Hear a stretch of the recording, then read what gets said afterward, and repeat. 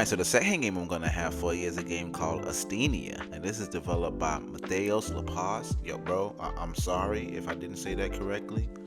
My bad, yo. I don't know what's going on these last couple of weeks. I've just been finding games with the names have just been fucking with your boy. But anyways, ASTHENIA is a first-person dark fantasy action game that looks really fucking cool. Now you take on the role of Adam, an ordinary man who has experienced a tragic life event and is now stranded in an otherworldly dimension. This dimension is ravaged by a strange disease and filled with seemingly deserted towns, ruins, temples, industrial areas, and other haunting places. And these lands are ruled by ancient entities engaged in a mysterious war, and you will have to uncover the reason for their conflict. You must solve the mystery behind the enigmatic origin of this rotting disease that slowly consumes everything. So this disease is just gonna eventually eat away at the city. That's kind of wild.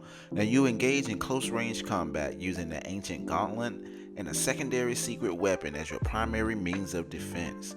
Now, if anybody was wondering, the ancient gauntlet is a sacred relic with the ability to interact with specific environmental objects and used in combat as a melee weapon. Now, close combat is not your only option. You get to use traps and other destructible environment objects to battle and defeat your foes. So that's cool. I wonder if you shoot something and it just breaks off a piece of stone from a wall or something. Can you pick that up? That's kind of interesting. I hope so. You encounter and overcome common enemies, discover tougher hidden foes, epic scale bosses. Oh shit, do they scale as you level up? Fuck.